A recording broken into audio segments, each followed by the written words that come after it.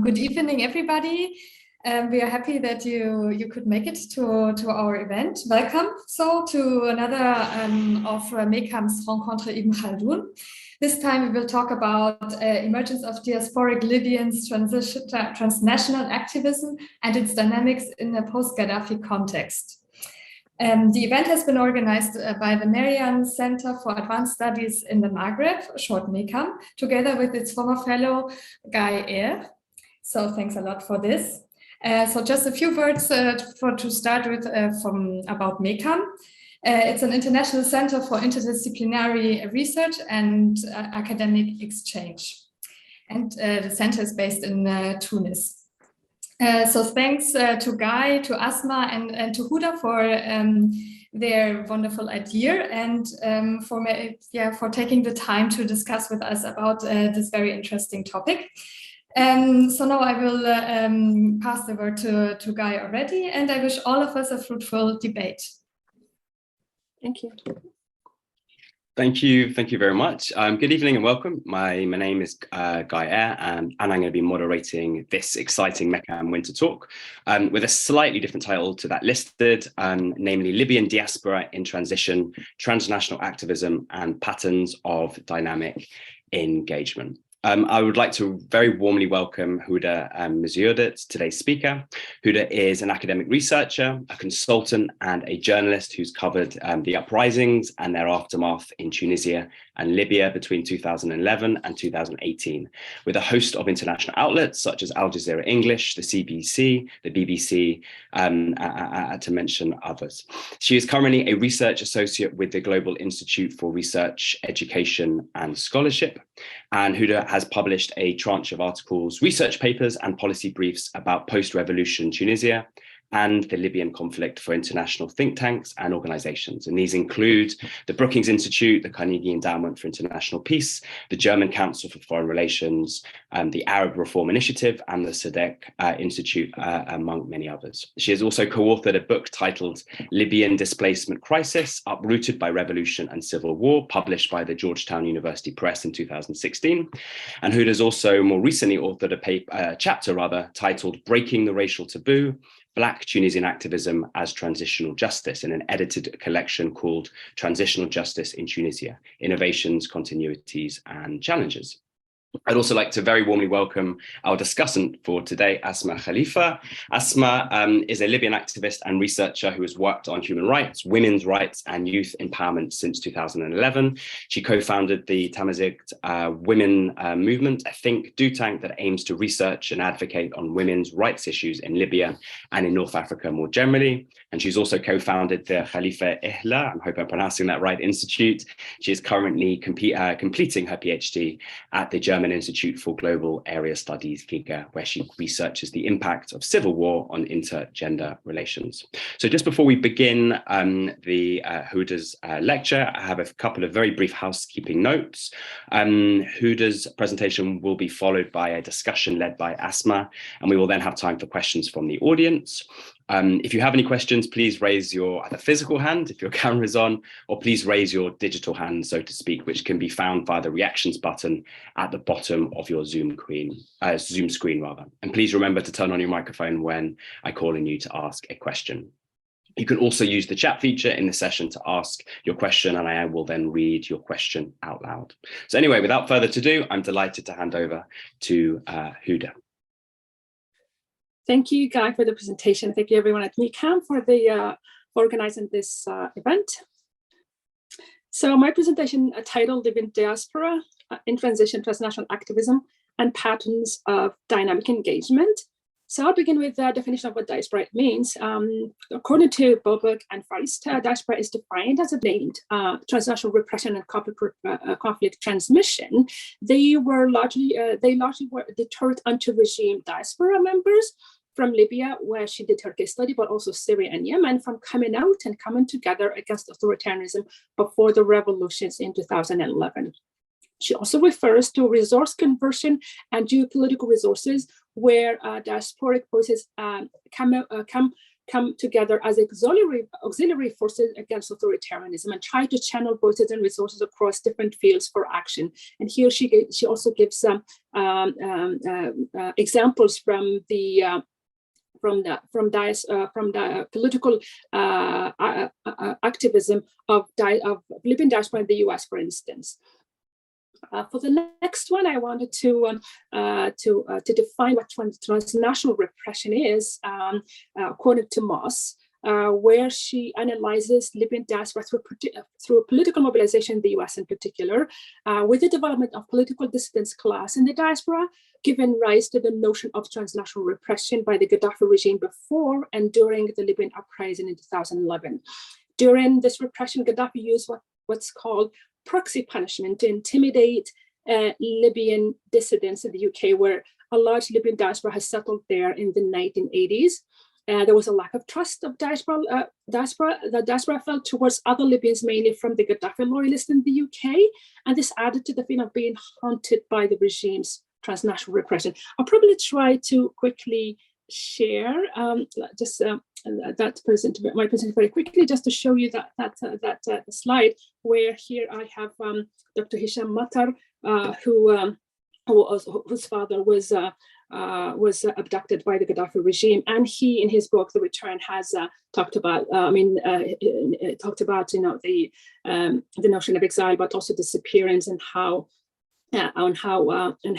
transnational repression from the Gaddafi regime played a role in having a voice for Libyan diasporas across the world against the regime's brutality. So I'm going to stop sharing here.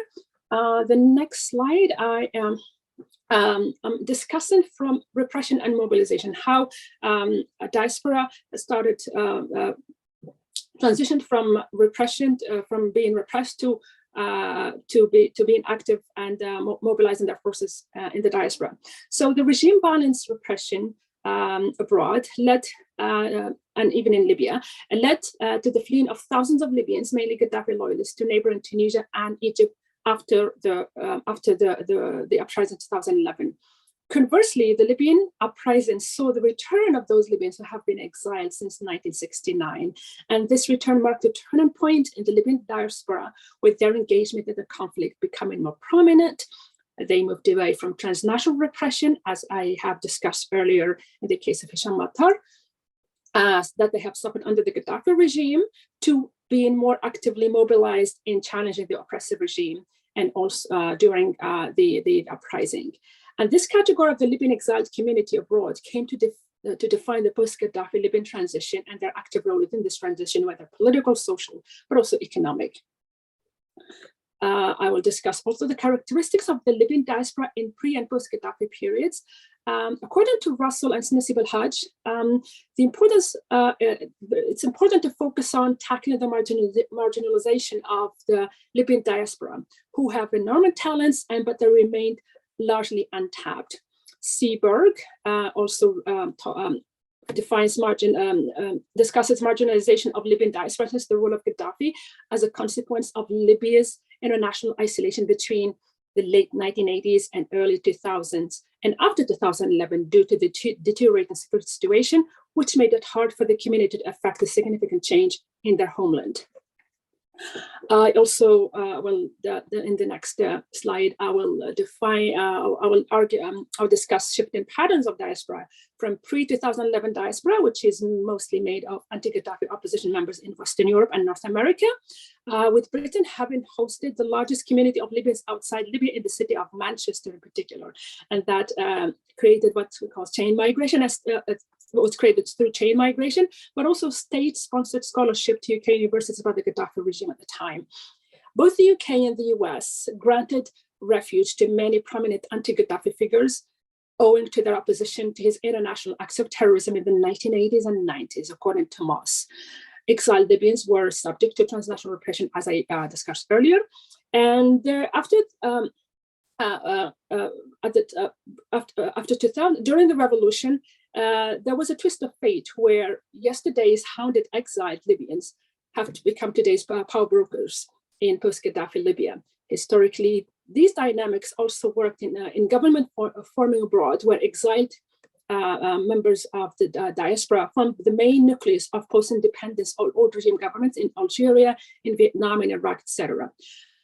Post-2011 diaspora has seen this twist of fate where Gaddafi loyalists have become victims of what Bradley et al. Referred to as victor's justice. During the 2014 civil war, there was shifting dynamics with more, let's say, liberal Libyans, anti-Islamist Libyans who sought refuge and exile abroad. As conflict is enmeshed with proxies vying for power, it has become more complex and hard to disentangle the nature of these diasporas. So along ideological leanings and patterns of exile. So it has become like all types of Libyans, they have become, they sought refuge, irrespective of their ideological leanings. There is a new class of what I would call the double and multiple uprooted Libyans, in the case of Tawarra, for instance, but also there were pre-2011 Libyan exiles who have found themselves again uprooted from Libya because of the 2014 civil war, and then re-uprooted in 2014-2019. So these dynamics are important to look at. I also refer to what I called a rooted uprootedness, where a circular movement of going back and forth at the same part of departure for diasporic Libyans. Just to give quickly the demographic of diasporic Libyans, how many they are, who are they, the geographic distribution, and the legal status. Generally speaking, Libyan diaspora, they live more a limbo situation. So they're at home, but they're still very strangers. So it's quite interesting to see how difficult sometimes, to have a fixed identity as a diaspora members. A large section of Libyans in the diaspora is exiled. There are a few, actually thousands, who are actual refugees according to UNHCR, but all they reside in neighboring countries, including Tunisia, which has the largest diaspora outside of Libya, but also Egypt and Algeria. These numbers are not officials. It's very hard to find official numbers because, for example, in 2011, when the Libyan uprising started, there was, at the height of the conflict, there were 1 million Libyans in Tunisia. But that number, of course, has dwindled after the fall of the Gaddafi regime in October 2011, and there are figures that calculate between 100,000, 300,000 of Libyans in Tunisia, but probably a similar number in Egypt as well. This is according to Libyan activists and human rights activists as well. Other diasporic Libyans are temporary or permanent resident in other countries such as Turkey, Malta, and Germany. There's another section who are permanent residents, for example, or even citizens of other countries in North America in particular. In the case of Tunisia, it has become a favorite place for a lot of Libyans because of its proximity and geography, but also historically, Libyans have always sought refuge in Tunisia during the War of Independence against the Italians. And so, and also because all Libyans, they don't need a visa to enter Tunisia. So this makes actually the legal status very unclear because they're neither residents nor no refugees. And so they try to navigate the Tunisian system regarding their legal status, in particular the residents. So this is how the limbo state has been since 2011. So I'm going to give like a chronology of exile of Libyans. So the first wave came during the Libyan uprising in 2011. I'm going to just quickly share a map of Libya during the, of Tunisia and Libya. Oops. So this is the map of Tunisia and Libya with different border crossings of Sardir and Wazin. So the first wave was 2011. The second wave came after the outbreak of the civil war in 2014, but also after, especially in 2019, after General Khalifa Haftar's military operation in Tripoli, it had caused the exile of thousands of more Libyans to Tunisia as well. The geographical distribution of Libyans in Tunisia, they usually are concentrated in big cities, in particular Tunis, Sfax, and Sousse. There are scattered settlements across the country, including small urban centers like Nabil, Mahdi, and Mednin, where most of these diasporic populations, they live under the radar. I'm going to stop sharing here. And next, I also discussed types of exiled Libyans. So this includes Libyans from all walks of life, including journalists, artists who found in Tunisia's capital city, a refuge, as they received, some of them, they received threats from some armed groups after 2014. Some later got political refuge in Europe, whether in France or Germany, because of how they were feeling unsafe in Tunisia itself because of its proximity to Libya. Others sought refuge, remained in Tunisia. These included media personalities, civil society activists who found some safe haven in Tunisia, but it's still very fragile a place, again, for a lot of Libyans there. And also the fact that they stayed in Tunisia because there's already an established Libyan community there, and they had built a very bustling social and economic life that could rival its counterpart in Egypt as well. So if I have to define quickly, Libyan exiled in Tunisia and the implications. So there are political implications for the exile. There were divisions along ideological and political lines, whether during 2011, and then these ideological lines, they have been blurred after 2014, where all Libyans, all types of Libyans, they found exile in Tunisia, irrespective of their ideological leanings. There was fears of deportation, especially when in 2012, former Prime Minister of Gaddafi, Baghdadi Mahmoudi, was extradited to Tunisia. So that heightened, the fear of being deported especially for Gaddafi loyalists in Libya. And also the fact that, the border between Tunisia and Libya, they have witnessed some clashes between armed groups on the Libyan side and sometimes Tunisian forces on the other side, also added to the fragile security situation. And also it affected the overall security situation for Libyan exile because of the fear that the conflict might affect Tunisia, and there will be like some kind of ripple effect in there. The economic implications of their exile is that there was a strain on Tunisian state resources because Libyans in Tunisia, they consume subsidized Tunisian products, and that was considered as a burden on the Tunisian state. But on the flip side, Libyans, they represent a source of income for the state. So they are an economic opportunity.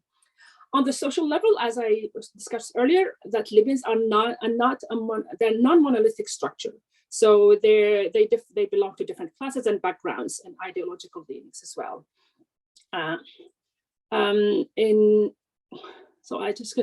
I'm going to just skip this because probably discuss this later. I also discussed transnational media mobilization, where Libyan art has been represented by diasporic artists. I just took the example of when Libyan artist Tiwa Barnosa and also Hadia Gano, who is resident in Tripoli though, but Tiwa is in Germany, and who represent what post-Gaddafi successful female Libyan artists. Diasporic Libyans, they have been doing a lot of online mobilization, especially for young Libyans in the UK, Germany, Ireland, North America, by using the power of new technologies in effecting significant change in the social and political sphere in Libya, as well as in the diaspora as well. The next slide, this is probably, I'm going to share this because it has the small video of that I will be playing. Hopefully it will play. So in here, I discussed the media mobilization of the most prominent mass communication that spread Libyan transnational diaspora to the world during the 2011 uprising, and was Libya Al-Ahrar TV. And for the first time in Libyan history, we have an Amazigh language program that was presented at the time by Zwara-based Sana Al-Mansouri, who was a journalist, but at the same time, she was a political activist. And that program was called Abrid and Tagrola, the Road of the Revolution. I'm gonna play, hopefully, if we can play the song of Dani Ben Sassi, which is an Amazigh song about the Libyan revolution. Regarding the mobilization of Libyan community in Tunisia, Tunisia regarding mobilization, despite having limitations in trying to affect change in their home countries. Some civil society activists, Libyan civil society activists based in Libya, were successful in organizing international events and conferences to draw attention to the Libyan conflict in their host country, for their host country, and they made efforts to highlight, the Libyan conflict by the organizer by these events and by taking part in peace building process in the future of Libya. There was an event in 2015 that was supported by the United Nations mission in Libya, UNSMIL, and that represented at the time the cornerstone or the springboard for the subsequent Libyan national dialogue to take place in Berlin in 2020. Also, when you talk about political mobilization, it's important to note that the National Transitional Council, NTC, in 2011, the General National Congress in 2012, and the UN-backed Government of National Report 2016 were mainly composed of technocratic Libyan exiles who have no to little experience with politics, and because they were estranged to the Libyan political scene during Gaddafi, and so their participation in Libyan politics, alienated them from the general population because of having no experience at all with politics. Some of other Libyan diasporic mobilization include young people who set up organizations, including Libyan Youth Forum and Civil Initiative Libya, which were among the most prominent transnational NGOs made up of Libyans in the diaspora, who worked towards the regeneration of the country. Other organizations include Women Platform for Peace, Tamazigh Women's Movement, and Together We Build It, which played an active role in empowering women, youth, and the Amazigh minority population. When discussing the active mobilization of Libyans, the power of new media, such as blogs and podcasts, and social media, such as YouTube and Facebook, played a pivotal role in highlighting the faces of post-Gaddafi reinvigorated Libyan political and social sphere. One prominent example of a participatory online mobilization platform is the Damiri podcast by Libyan American Tariq Al-Miri. This platform has become the main to-go-to community online group for Libyan diaspora in Western Europe and North America. Damiri has invited Libyan artists, students, journalists, human rights activists, lawyers, and writers. And with the main highlight is Hisham Matar, who was an award-winning novel writer and son of Libyan dissident Jaballah Matar, who was assassinated by Gaddafi in the 70s. And in his novel, he depicted the theme of loss, exile, and memory, in particular in The Return, his award-winning book. And so the Media podcast has given the platform an international outlook, and it's garnered a big following outside the Libyan diaspora community, particularly among the researchers and journalists who work on Libya to understand Libya better. The Media podcast also worked with another podcast called Libya Matters, which is the flagship and online platform for human rights NGOs, the Lawyers for Justice in Libya.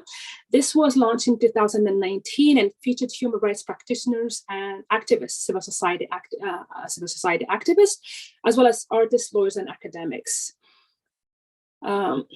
Also, LFGL worked on transitional justice in Libya and trying to hold accountable anyone involved in human rights violations in Libya, in collaboration with international organizations and some Western governments and their agencies. In the case of post-Gaddafi mobilization network of human rights practitioners, they tried to sue perpetrators of crime committed on civilians, including assistance to victims of forced displacement. And it made an outreach to international organizations such as the UN and the ICC, the International Criminal Court. In June 2020, it supported the UN fact-finding mission to shed light on the discovered Tarhouna mass graves, subsequently indicting General Khalifa Haftar's LNA forces for having perpetrated crimes against civilians and forced disappearance in early 2020. Another form of transnational mobilization included political activism and civic engagement, with lobbying as a way to shed light on the Libyan conflict, where Libyan Americans, for instance, were lobbying the US government and Congress and working at the same time by being a focal point between them and the Libyan political actors, in particular the GNA. And this was carried out in particular by the Libyan American Alliance based in DC, which is made of diasporic Libyan Americans. So their work included organizing conferences, to advocate for the rule of law, civil society, democracy, and an end to the conflict in Libya. It reached out to the House of Representatives and the Congress in order to lobby for a lawsuit against General Khalifa Haftar, who was accused of human rights atrocities. And they're made of businessmen, bureaucrats, and teachers who had previously given up hope for a future without Gaddafi. But thanks to the Libyan revolution, they were able to transform into a lobbyist, trying to implore outside powers to stop the regime slaughters of civilians during the Libyan revolution, and after that. So moving forward from here, what future lies for Libyan diaspora? These are questions that I have to probably discuss later on with Asma. Also about Libyan cultural dissemination, how could it be done and how could it be highlighted? And something that I always noted about Libyans of the diaspora, there's hope and resilience. A lot of them, they have this longing for return. And that's the end of my presentation. Thank you. Fantastic. Thank you so much, Huda, for discussing your research with us today. Yeah, it's been a really rich and fascinating presentation. Thank you so much. Asma, can I now invite you to share some comments and reflections? And after your comments, I'll invite Huda, if you'd like to respond before we then turn to some questions from the audience. So thanks again, Huda, and over to you, Asma, for a few minutes. Thank you, Guy, and well done, Huda. Thanks so much for the presentation, and thanks, MECAM, for hosting this. So I think you pretty much covered quite a lot on the topic of Libyan diaspora. I just have a few comments specifically on the lack of trust. I think Gaddafi's repression created quite fractured, even before civil war, I think, Libyan society in terms of trust. So the lack of trust in Libyan diaspora by Gaddafi loyalists was also reciprocated by the diaspora themselves in the way they engaged after 2011 in preparation and participation of the election, specifically where they tried to marginalize as much as possible anyone who's not in their group, anyone who has not, so to speak, suffered abroad, even though later on it was showing that Gaddafi has paid a lot of them for their suffering.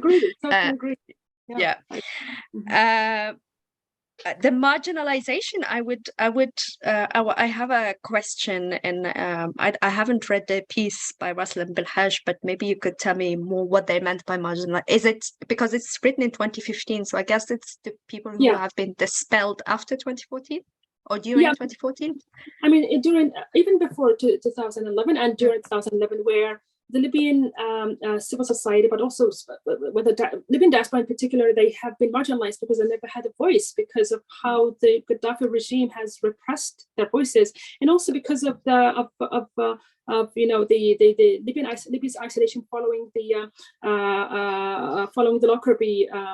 Lockerbie crisis, in which isolated Libya from made Libyans in the diaspora unable, to build a strong diaspora community, unlike, for example, their Syrian counterparts, and even Tunisian counterparts in France. So that's, but of course, after 2014, things have changed a lot dramatically, because sometimes when we discuss Libya, there's so many things that happen, sometimes overnight, that it's very hard sometimes to keep up with how the Libyan diaspora has been, making inroads in new diasporic, let's say, voices, and even communities are building themselves. I remember back in 2020 when I spoke to Tariq al-Miri, there was a small Libyan diaspora in Germany. I'm sure now it has grown exponentially. So that's what marginalization at the time was referred to in that research in particular. Then it would be good to highlight, because those who specifically were interested in politics or in power after 2011, I think are different, are in their own category, because prior to 2011, a lot of them were stationed as diplomats in the back then what was called the green offices, the Libyan embassies. Yeah. Exactly. They were ministers during the 70s. So not all of them had been marginalized because of the human rights situation, which was quite dire. But it was also, they wanted to leave the regime, and because of various other issues. So it's good to separate, I think, between them and other diaspora. Because of also how they've engaged after 2011. It's very, I mean, yeah, it's true, because when you see, for example, someone like Abdurrahman Shalgam, when he defected from Gaddafi, it shows, how this kind of fluid, because it's, how the regime made it so hard for a lot of people, to express dissenting voices. And so I agree with you that,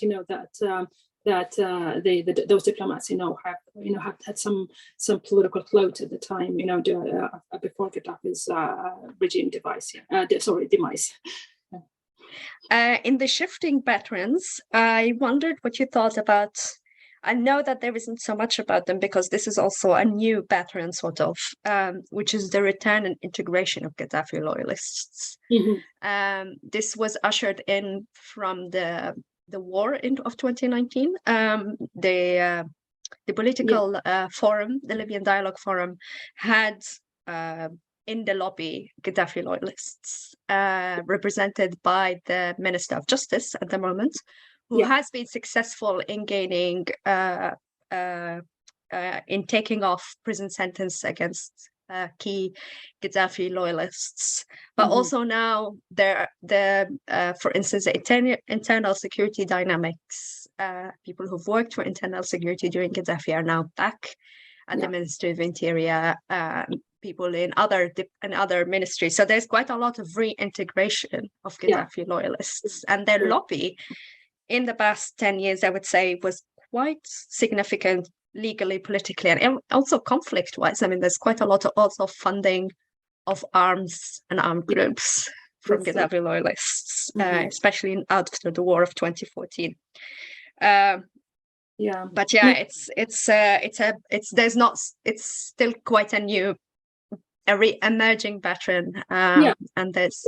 I think I remember I discussed this in a paper with Roman David, entitled with a constitution titled Libyan Political Isolation Law, and how that law failed, in getting rid of Gaddafi loyalists, much in the way like, after Saddam's the regime demise, that have returned, and even in Nazi Germany, where a lot of Nazi officials have come back, and even in Tunisia after the demise of Ben Ali's regime, all regimes that are unfortunately have come back, and even stronger, and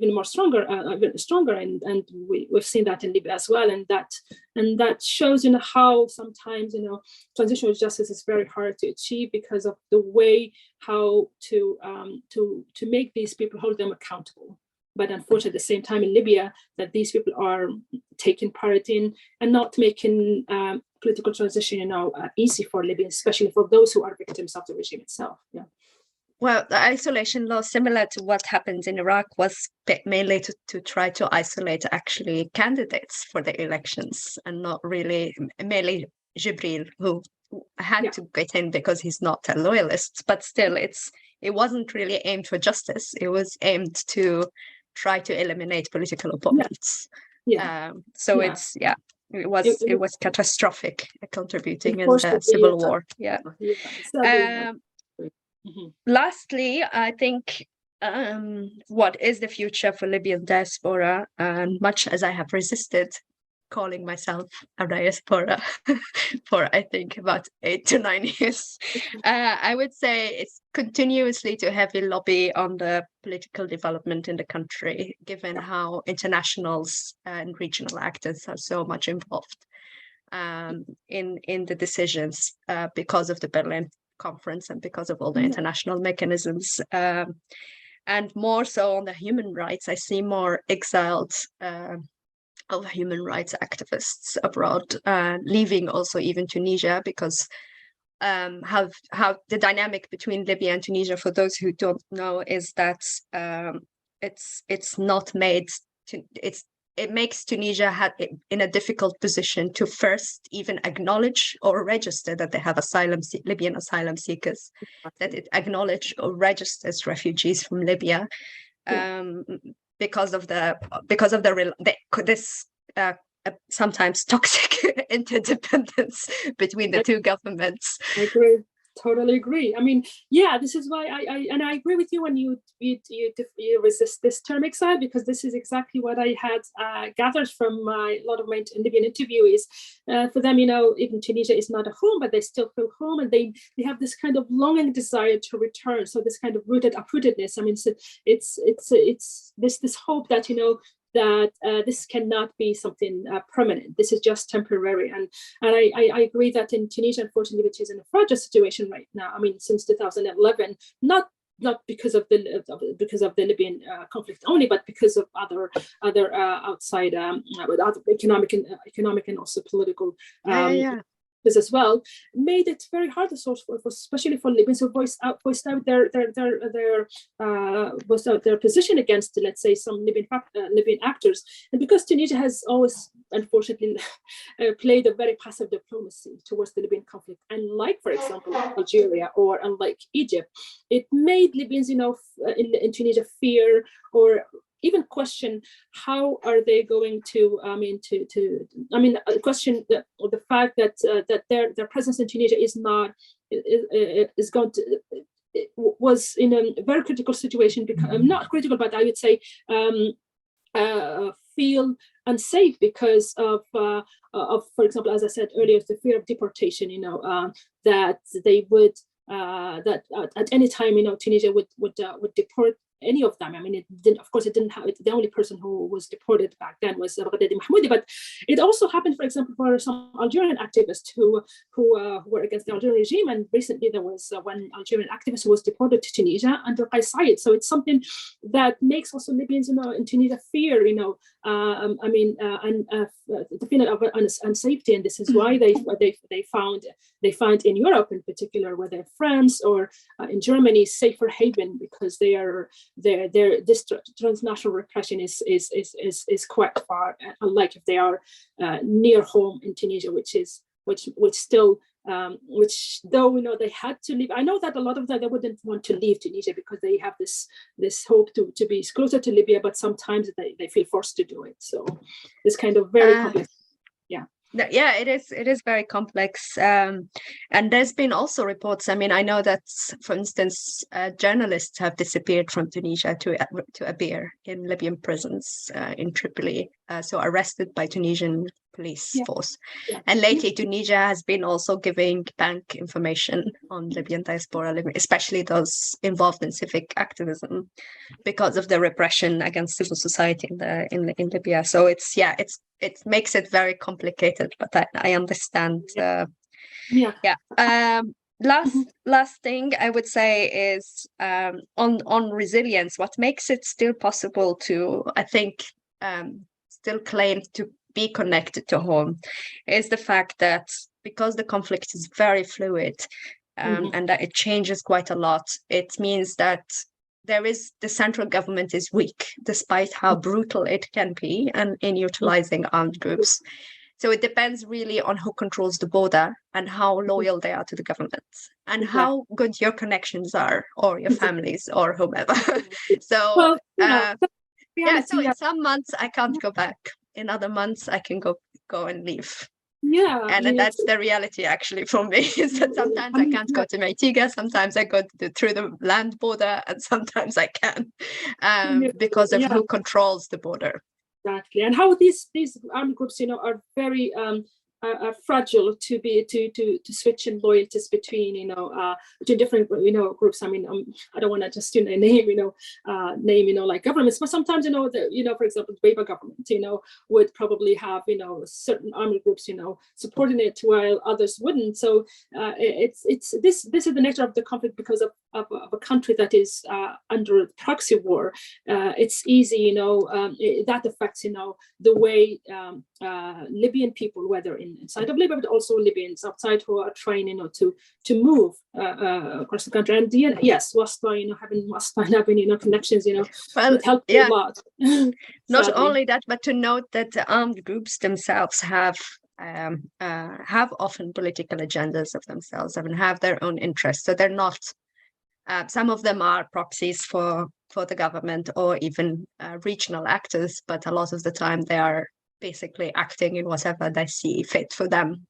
Yeah. And that's why it makes brokering and political negotiations in Libya is hard, because who are you going to negotiate with? Who actually has power? And that's always a constant question you need to raise whenever you discuss anything about Libya.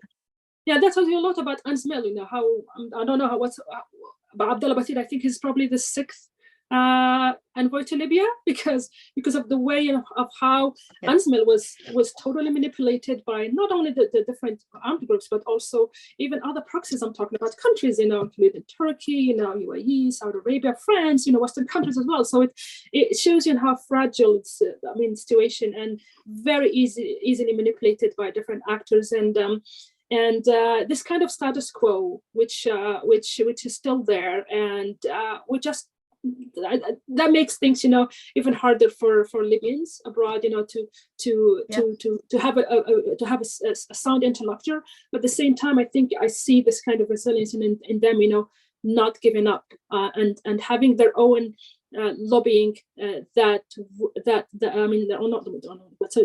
own ways of dealing with the conflict away from these actors, because of how toxic, you know, and how untrusting, you know, these different actors are.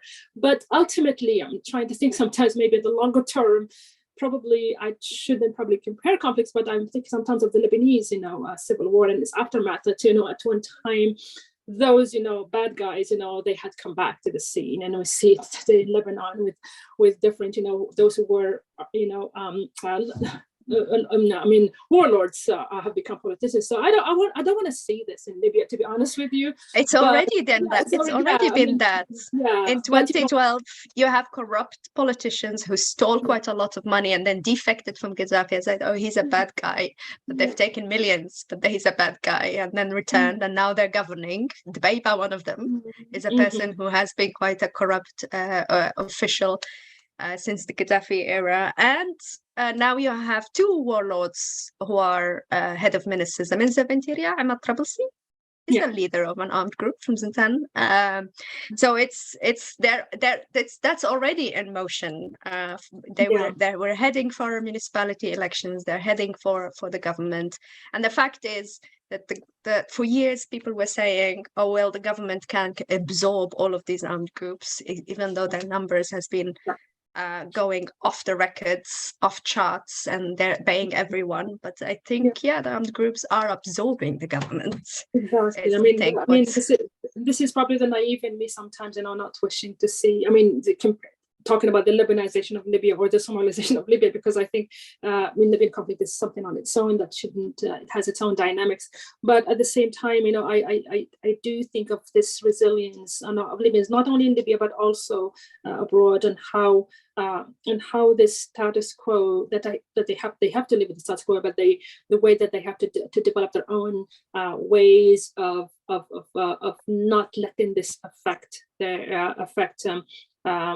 their vision of Libya, of a better Libya, because hope is all that is left for all of us. But also the way that they are trying to alert the international community, especially in the host countries, about that this conflict shouldn't be forgotten, because the Libyan conflict, unfortunately, is forgotten because at the expense of other conflicts in the region, whether it's because Syria, we're a shameful affair of the West.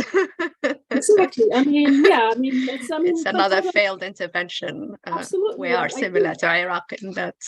Sadly, I mean, the sad reality. But at the same time, whenever I talk about Libya today, you know, just recently, I mean, after the Russian invasion of Ukraine, Libya has been brought up to the discussion. I was listening to one of U.S.'s ambassador to Russia, McFall, and he was talking about, you know, Wagner groups and how the Wagner groups, you know, presence in Libya, you know, had its impact on Ukraine, and no one probably wanted to make the little effort, you know, to see how best to try and see ways of looking at the Libyan conflict and paying attention to it, instead of just saying this is the status quo. They brought it with their own hands. You know, that's not focused about it. This is a tragedy I always say about the Libyan conflict. You know, that's only brought when there is something terrible happening or linked to the when the oil is shut down.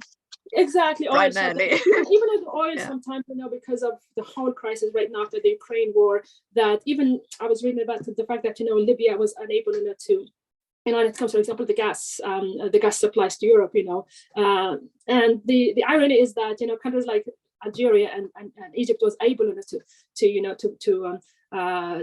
take advantage of the gas crisis. Libya couldn't because of the whole conflict, the conflict, on not oil facilities, but also the corruption within, the infrastructure is not ready for such growth, because that's a conflict effect. But also it endangered the ceasefire agreement, which was of course broken through a few times. But when the Baybas government voted to kick out Russia from the Human Rights Council, the road was blocked for a few days, the main road, because Wagner Group is stationed right in the middle of the country, for those who are not aware. So it's not just on opportunities for Libya, but actually impacting directly the negotiations that happen between the East and the West. Well, absolutely. This kind of fractured governance in Libya is something that is making things really, really terrible. But I usually probably would describe this as more of this frozen conflict with the status quo of having a fractured Libyan government that unfortunately is hard to break this vicious circle for the time being, because of how the proxies are not interested in breaking the cycle because of their multiple interests. You have first a reluctance from anyone at the UN to talk about state building, which is what is quite needed in Libya. There is this design of the whole peace thing reliant on the troublemakers in the East and the West to broker peace. They're not interested in peace. They're interested in recycling themselves in transitional bodies in perpetuity, so they can steal as much money as they want. And that is basically it, really. That's a sad reality. While on the ground things change all the time, these actors don't just want everything to remain the same.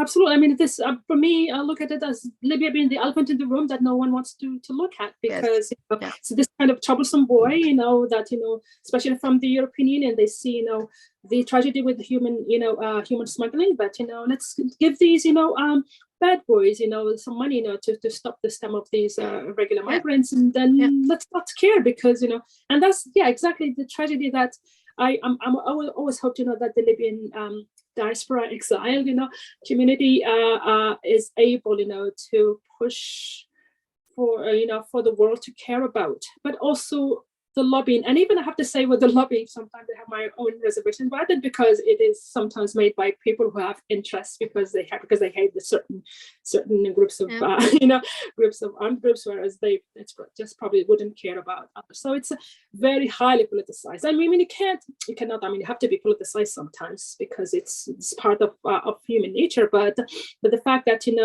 and this is why I think part of how the historical marginalization of Libyans abroad made it so hard, to have something some kind of united union in the interest of how to make things better. Fully, I mean, I remain hopeful a little bit about because when I see the work that has been done since 2011, it's tremendous. Something that was never ever imagined before. So that's my 2 cents in there.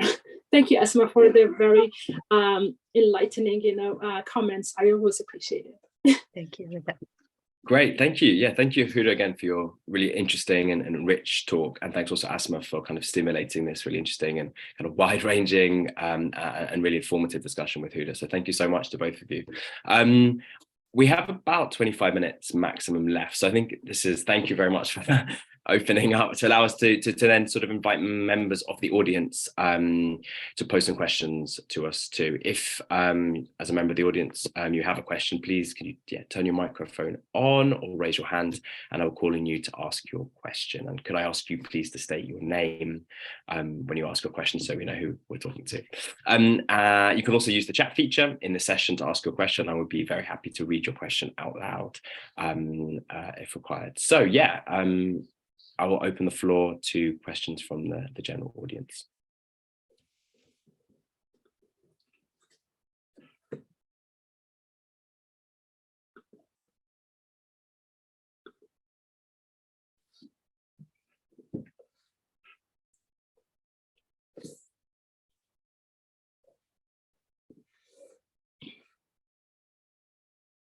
Perhaps as others are busy formulating their questions, I can use my privileges and throw a quick question at you, Huda. And I say this from a position of relative ignorance. Libya is not a context that I know well.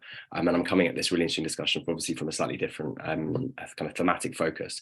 But I was, amongst many things in your presentation, I was really interested in your discussion of these patterns of transnational repression of Libyan diasporic communities living abroad under the Gaddafi regime. And I wanted to know a little bit more, I mean, just out of my own kind of personal interest and my interest in, I guess, transnational forms of authoritarianism, what kind of forms did this transnational repression, or I think what you call in the presentation, proxy punishment, what kind of forms did it take during this period? And the sort of second adjunct, I guess, question, or at least this reflection, I was also wondering, how might this specific form of transnational repression directed at Libyan diasporic communities under the Gaddafi regime, how might that compare perhaps some other forms of transnational repression of diasporic communities by other states in the region? I mean, for example, I'm thinking about, post 2013, 14, 15, the Al-Sisi regime in Egypt, and the particular forms of proxy punishment directed at Egyptian diasporic communities and dissidents living outside of Egypt. So that was just something that came to mind. I'd love to hear your thoughts on it. Yeah. But again, if anyone from the audience also would like to pose a question, we could take that as a first round. If not, I'll hand it over to you, Huda. I don't want to take too much space in this conversation.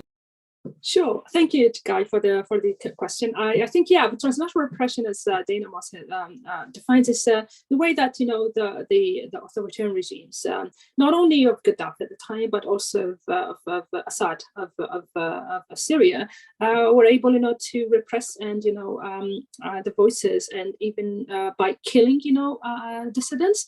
I think Gaddafi's regimes, transnational repression become very prominent in the 1980s, whether in the UK, and also he tried probably in the US, but he failed, I think. But in the UK, for example, there's this instance of Libyan back in, I'm not sure, I think in 1981, 82 in London, where there were Libyan opponents of the Gaddafi regime protesting in front of the Libyan embassy. And one of the embassy staff then came out from the Libyan embassy, and he tried to kill the protesters, and he ended up killing at the time, PC Ivan Fletcher.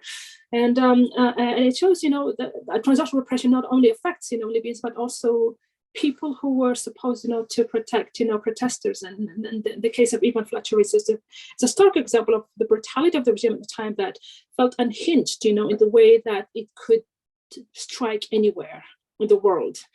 Reason why Ronald Reagan in the 1980s called Gaddafi the mad dog of the Middle East, the reason why that Gaddafi's campaign of Al-Azizia was attacked during the Reagan administration, because of how Gaddafi was supposed to, was indicted and accused of harboring, of being part of the terrorist network. And then came Lockerbie, and the whole tragedy of Lockerbie, and how recently, the handing over of one of the accused, to the US. It tells you about this repression, goes even beyond after the demise of the regime, because it's being used, as Asma has said, by different brokers as a pressure card, but also to remain in power. So it's something that was not, as I said, was designed to frighten Libyan dissidents abroad, and as Asma earlier she discussed about the lack of trust. The mistrust is is huge, you know, and whether not only in Europe but also even in North America. When I live in Canada, I know a lot of, you know, live in anti-Gaddafi and pro-Gaddafi Libyans, you know, were both, you know, live in the same country, but, you know, they had almost no, I mean, they mistrusted each other because of the way, you know, the Gaddafi regime, you know, repression of anti-Gaddafi members, you know, was strong. I think probably things were slightly, little bit. I'm thinking about the Libyan American diaspora, which was mostly anti-Gaddafi. So there's less of the transnational repression in the US, unlike, for example, in the UK, you know, where in big cities like Manchester or London, where you have different communities, you know, really mistrusting each other. I mean, I have the experience of having lived in Scotland with a pro-Gaddafi loyalist, and that was in 2005 and 6, you know, and it was very hard for me at the time to try and talk about, you know, what Gaddafi has done to a country like Scotland, you know, regarding Lockerbie, because of the way that the regime succeeded in brainwashing, unfortunately, you know, and, you know, having this kind of different narrative about the West, you know, being evil and, you know, conspiring against us. And it tells you a lot about the psyche of a lot of Libyans in diaspora, because, you know, it's easy sometimes as a non-Libyan, sometimes as an outsider, to be caught into these narratives, because it's of the way the whole regime built itself on setting itself against, you know, the West being the enemy, and that in some way facilitated the tightening of the grip over dissidents abroad in some ways. Yeah. Great, thank you so much. That's very, very helpful indeed. We've got two questions from the general audience. There's one, I think, from Khalid Kashir, who I'll pass over to hand over now to voice your question, and also a question in the chat from Alyssa Miller. So Khalid, if you'd like to ask your question for Huda now. Merci beaucoup. Je ne sais pas si je peux m'exprimer en français, mais je demanderai peut-être à Vanessa de traduire, ou à Madame Guizen, si elle est là. Moi, j'aimerais bien vous je comprends le français, monsieur. Donc, j'aimerais bien vous poser deux petites questions. Qu'il y ait une diaspora sous le régime de Gaddafi, donc l'opposition libyenne qui est partie, ou l'élite de l'opposition libyenne, qu'elle soit à l'étranger, je comprends bien. Mais après 2011, si j'ai bien compris, hein, cette diaspora s'est renforcée. Alors, je vous pose la question, pourquoi? Est-ce que vous pouvez expliquer le phénomène? Et en rapport avec ça, est-ce qu'il y a eu un processus de justice transitionnelle en Libye, puisque vous connaissez très bien, vous êtes experte pratiquement, vous connaissez bien ce qui s'est passé en Tunisie, et vous avez même écrit là-dessus. Voilà, ce sont mes questions. Je m'excuse de m'être exprimé en français. Je vais traduire. So Mr. Kashir has asked about, I mean, the Libyan diaspora of 2011, which he has little knowledge about. So I'd like to talk a little bit about its dynamics and its work, and also about transitional justice, you know, in reference to Tunisia. So I'm gonna just do the transition at the same time. So I'm going to because he's asking me the question. I'm going to go back to Mr. Khalid. So, Monsieur Kashir, en fait, pour la diaspora libyenne, je l'ai expliqué tout à l'heure dans ma présentation que après 2011, en fait, elle s'est renforcée en fait plus qu'avant 2011, parce que à l'époque de Gaddafi, ils n'avaient presque aucune possibilité de s'exprimer à cause de la répression du régime de Gaddafi. Après 2011, en fait, ils se sont, comment dire en anglais, flourished. Like la diaspora, elle s'est agrandie, mais aussi elle était capable de pouvoir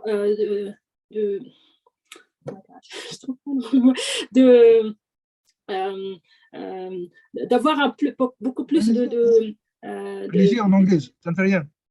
Pardon? Allez-y en anglais. je l'ai expliqué tout à l'heure, en fait, to have more political clout, to have more political mobilization, more than before 2011.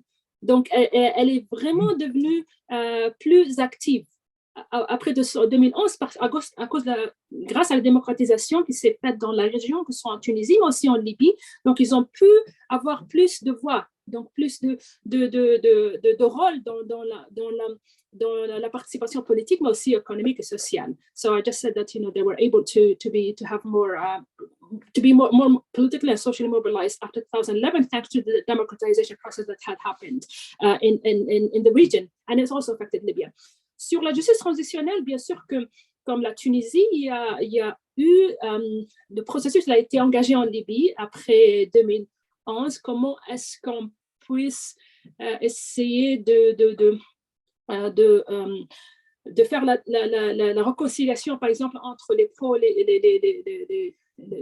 les anti-gaddavistes. Ça, c'est quelque chose d'extrêmement sensible en Libye parce qu'à cause de ce que le régime de Gaddafi il a fait, il a perpétré des crimes, que ce soit avant la révolution, mais aussi après.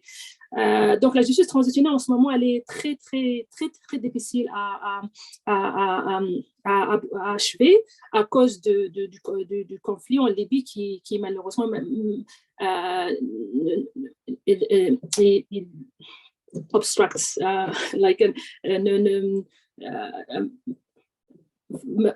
le conflit en Libye, malheureusement, il n'est pas assez propice, ne donne pas d'espace pour que la justice transitionnelle puisse s'épanouir là-bas, même si la diaspora, justement, libyenne, elle était plus efficace, surtout en Angleterre, à essayer d'engager ce processus-là à l'étranger. Et ça, ce que je considère comme une force de la diaspora libyenne, le fait qu'elle a utilisé son pouvoir de lobbying, que ce soit dans le gouvernement des pays où ils sont, que ce soit aux États-Unis ou en Angleterre, et ils ont pu à un moment donné, par exemple dans le cas du général Khalifa Haftar, qui a été accusé de crimes contre l'humanité en quelque sorte, surtout en 2019 avec son assaut sur Tripoli, mais aussi la découverte de fausses communes, par exemple à Tarhouna, et en particulier avec des gens qui ont été tués à sang-froid par les forces de Khalifa Haftar. So I explained just quickly in English that I explained about the process of transitional justice, that it's very hard to carry out during a conflict because of how it's difficult to do it. I mean, in Tunisia, it's already dead, the transitional justice process, so let alone Libya, which is a country in a conflict. But also I explained that, that diaspora, Libyan diaspora groups, in particular in the UK, were able to engage some kind of political of transitional justice process, albeit very timid, by succeeding in some ways in indicting, for example, General Khalifa Haftar for crimes he committed during 2019 assault on Tripoli, but also each day you hear about these massacres that are being discovered, and in some ways, that's a success for their active lobbying, with international organizations, including the UN, but also ICC. J'espère que j'ai bien répondu à votre question, M. Kshir. Tout à fait. Merci beaucoup. Il n'y a pas de quoi. Thank you.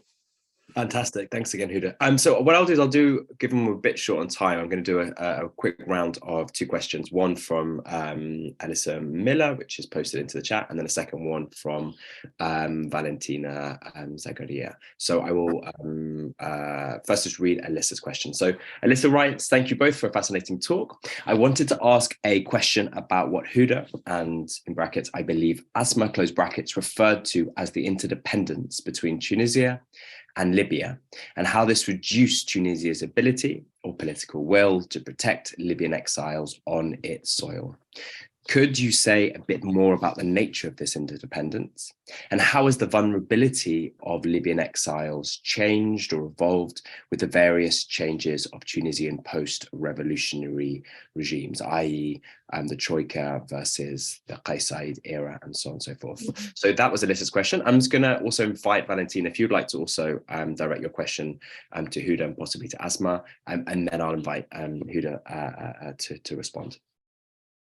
I think me and Asma could answer this question, because at least from my own perspective as a Tunisian, which Sure, sometimes sure. I don't see it, because as a Libyan activist, you could see it more within. But from the Tunisian perspective, as I explained earlier, there has always been, unfortunately, the passive diplomacy of Tunisia towards the Libyan conflict. I mean, Tunisia is accused or indicted, and some, not accused, but I would say is part of the Libyan conflict, because it has played a huge role in the top line of Gaddafi through channeling, weapons, to Libya during 2011. I mean, against its will or not, but that's a question that unfortunately a lot of Tunisians, especially those anti-Islamists against the Nahda, they had always used that, to indict Tunisian political elite for having exacerbated, for the Libyan conflict by just channeling weapons, whether from Qatar or Turkey in 2011 to the Libyan wars at the time, whether from Zwara or even to border town of Nalut.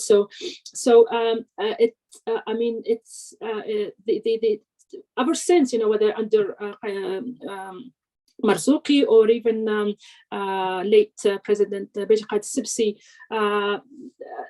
the Libyan conflict was considered as this hot potato from the Tunisian administration, unable to deal with it, in a more proactive manner, unlike, for example, Algeria or Egypt, and even Morocco and Turkey, which these are countries that are far away from Libya, but because of how fragile the situation in Tunisia is, because it has just have gone through a huge transformation to the revolution. So the Libyan conflict made things even worse. Economically speaking, Tunisia has lost, I think the Tunisian diaspora in Libya probably was one of the biggest in the world, after France. Just imagine, having lost all these people who had to leave Libya because of the conflict, that represented a strain on the Tunisian economy. And so it made Tunisia kind of trying to evade the whole Libyan conflict and not look at it, seeing it as the elephant in the room, because it was so hard to tackle it. I mean, the way that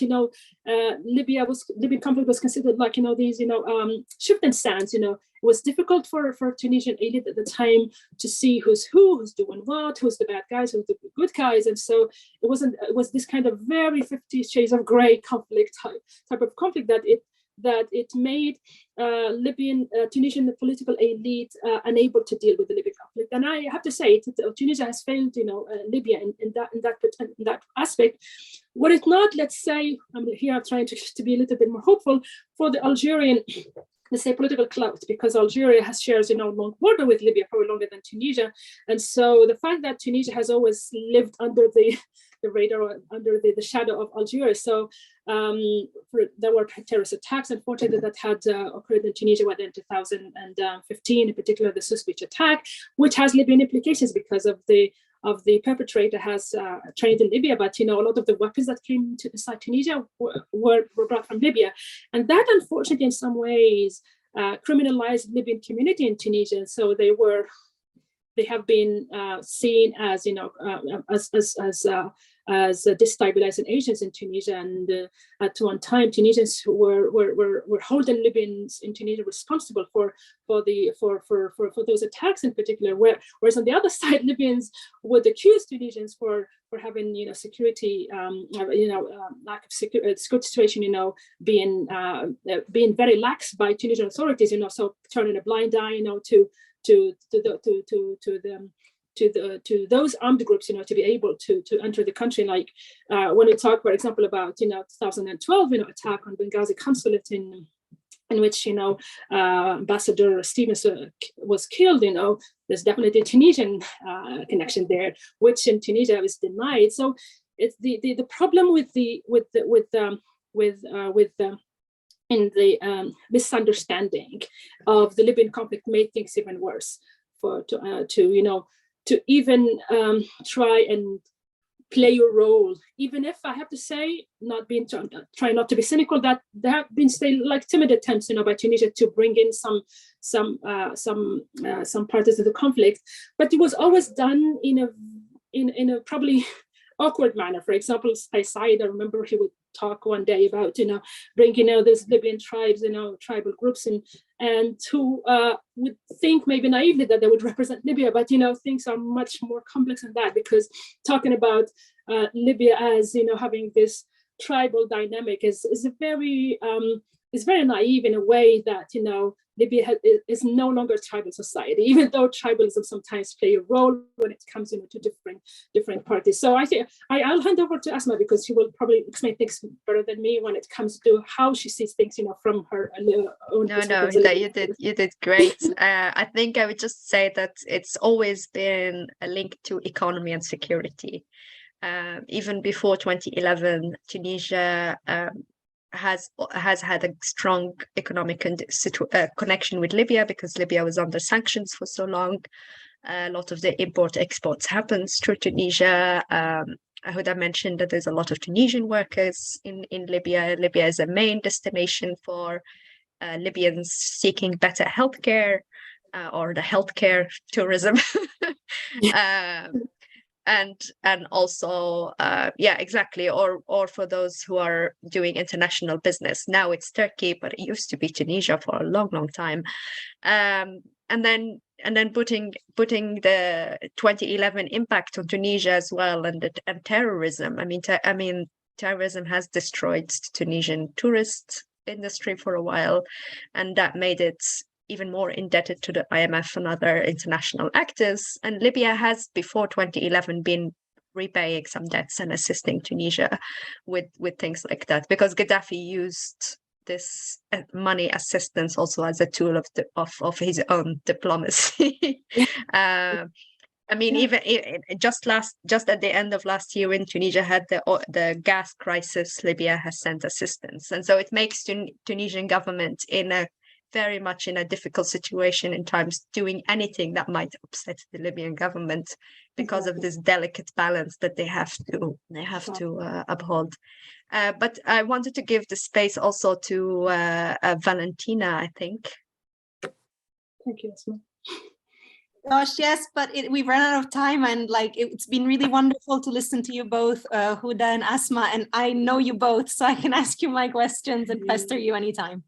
Really, there's no need to stretch. Yeah, just probably to add a little bit about the interdependence. I mean, I don't want to sometimes, I probably have to just quickly, quote late President Sipsi about, Tunisia and Libya.